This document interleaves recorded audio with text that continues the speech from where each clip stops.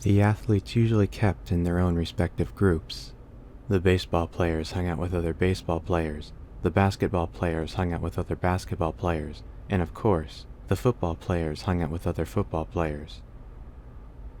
While the other athletes usually blended in nicely with the rest of the students, save for a few extraordinarily tall maned wolves on the basketball team, the football team could be spotted from a mile away. All of them were muscular, tall, broad, and most notably, loud, and there were a lot of them. There were the offense players, defense players, special teams players, as well as their backup counterparts. This year the football team wasn't bad, you dare say they were good, and most of the players were letting it go to their heads. Every Monday it was the talk of the town, how they crushed the other team, describing in-depth recaps of notable plays, using vulgarities that usually resulted in a teacher giving them a stare down and telling them to get to class. In a small town like yours, the football team was important and everyone followed them. But you don't really care much about the football team, something about their energy, their in-your-face attitude. While you know stereotypes are usually wrong, you can't help but seeing them as musclehead jocks who don't pay attention in class, the complete opposite of you. You always had straight A's, even in the hardest classes the school could throw at you. You got accepted to your first choice college, and while it's a reputation that got you teased, you were most certainly a teacher's pet, and you were proud of it.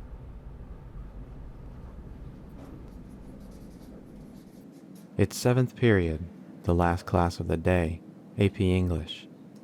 The teacher, a female otter, announces to the class that the homework assignment will be to read the remaining 6 chapters of the class book over the weekend. You smile to yourself. You finished the book ages ago. The rest of the class groaned and hung their ears and tails low in an overacted display of protest for the genuinely modest amount of homework. You follow them out, ears up high and school supplies held in one arm as you make it to your locker. Your locker is on the first floor in section 1 of the building, which is good since it's right next to the parking lot. You rarely ever get stuck in traffic on the way home. The bad news is that section 1 is connected to the cafeteria where the football players hung out after school. They had practice every day, so none of them were in a rush to leave. You've gotten good at ignoring them and gather your things using the muscle memory you've created after 4 years of high school. Out of the corner of your eye, you swear you can see one of the players looking at you. A coyote, probably a running back. Coyotes are quick and thin. They can slip through cracks in the defense and are fast enough to score a touchdown before the other team even noticed their line was breached. You don't turn your head, but you look over at the team, trying your best to be as discreet as possible. The coyote looked away. Whatever. You finish gathering your things and zip up your backpack, shutting the door and turning around. To your surprise, the coyote was right there in front of you, no less than 2 feet away. You weren't sure if you were scared or shocked. He's nearly a foot taller than you and twice as big. Not being able to think of anything to do or say, you look up and meet his eyeline.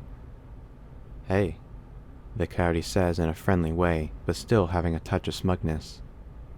You stutter a bit, trying to give a response back but not finding the words before giving up completely. The coyote doesn't seem to mind. He's probably used to people not knowing what to say to him, especially if he has a habit of sneaking up on people. "I'm Jack. We're in calculus together." At the mention of the class, you start to remember. He sits in the back row, usually is late for class, and never raises his hand to answer questions. Away from his friends, he didn't act like a football player. He never wore his jersey around the school like the others did. Didn't spend every conversation talking about the game. You were starting to feel comfortable enough to say something, but the coyote spoke before you could get a word in. "So listen, I need help with finals and Teach said you could help me." Finally, your vocal cords decided to function in a way that resembled speech, and you told him that you could. You offered to help him in the school library. You were all right not getting home as early as usual. Nah, I got classes all day and practice after. How about my place, 5:30? That's when I get home. No way you were driving to some strange football player's house to help him pass because he didn't pay attention in class.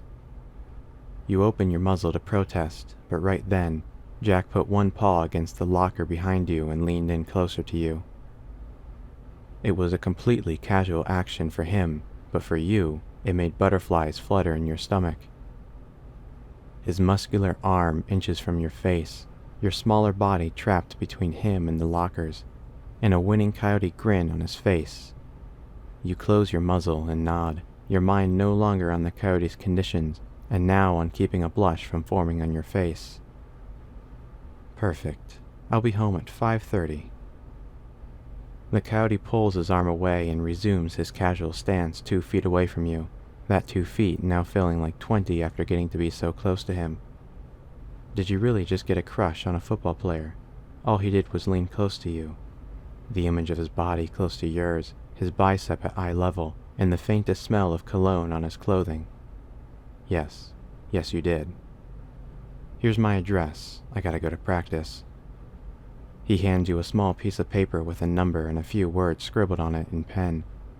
You take it, your eyes still locked onto his. He walks away and rejoins his friends as they start to file outside on the football field.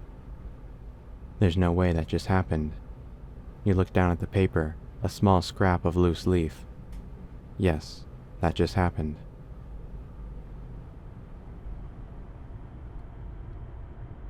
After a few minutes of driving, Jack only lived a few neighborhoods away.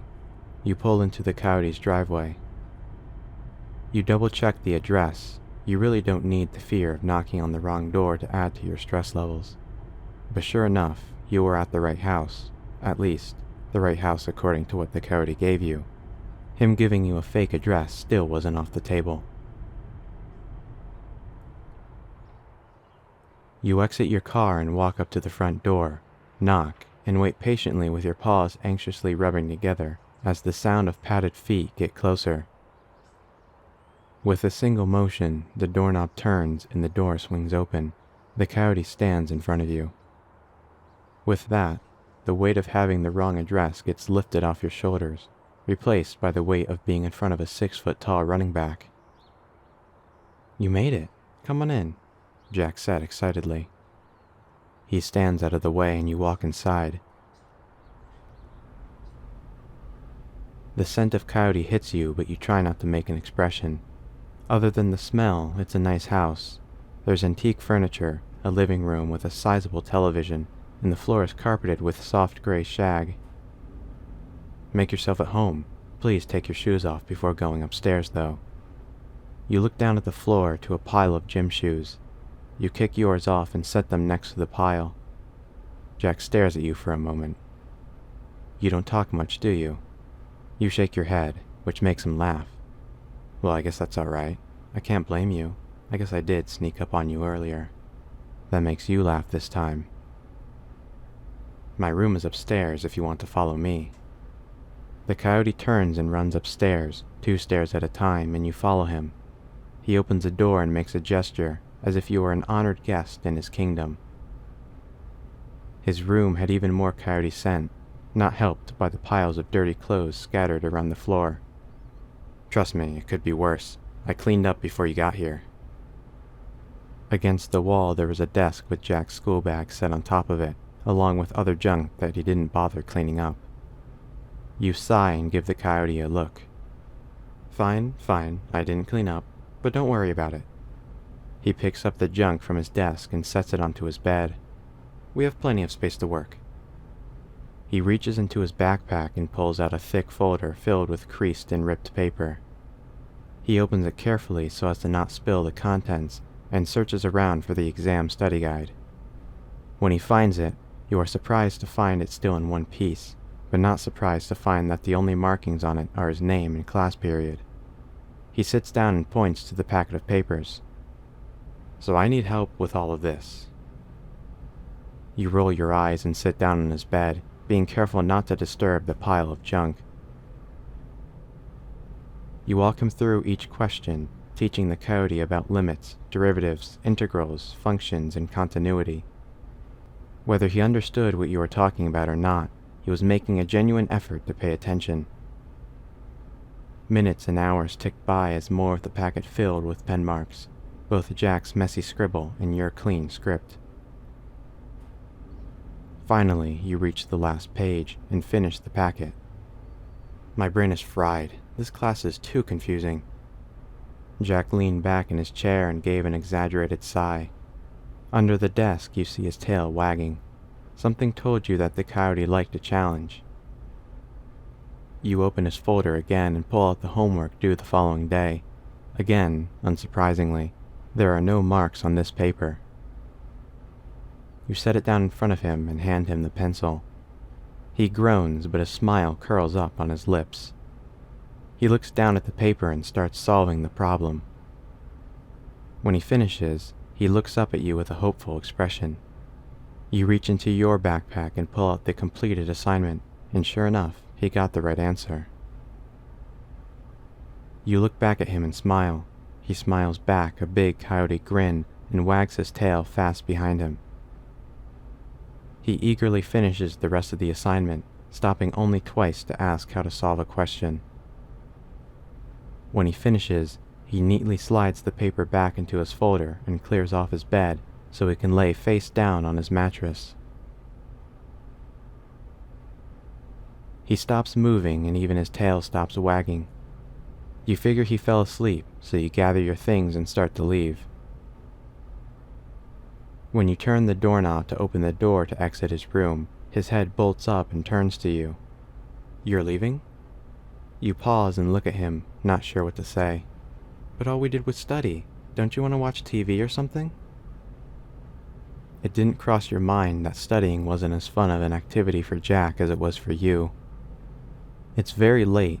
You've been helping the coyote study for at least 4 hours according to your phone's clock, but you supposed that one episode of whatever he wanted to watch would be alright. At first you assumed he would watch a football game, but none were on this late into the night. Instead, he launched a streaming app and resumed a show he was in the middle of watching. You never heard of it, some sitcom. You set your stuff down and sit in the desk chair. You don't have to sit there. You have to look at the TV at a weird angle. The coyote slides over in the bed and pats the empty space twice. Right here, it's much more comfortable.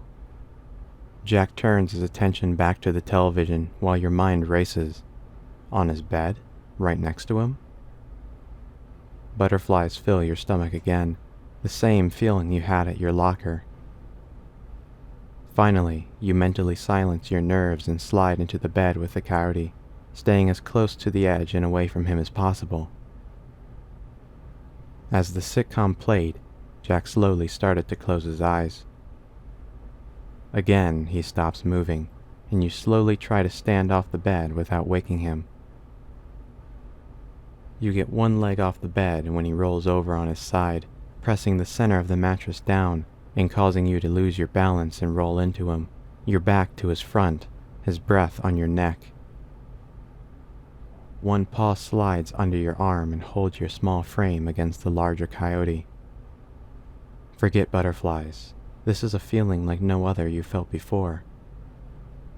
You are again close enough to smell the coyote's cologne, which he reapplied after practice. You could feel his strength holding you to him, and somehow this wasn't a dream. You stay frozen. The coyote didn't say anything or push you away. Maybe he was still asleep. Eventually he must roll over to his other side and give you an opportunity to leave. You just have to wait for that moment. The coyote's paw slowly slides up and down your chest. You think you could help me study for my other classes?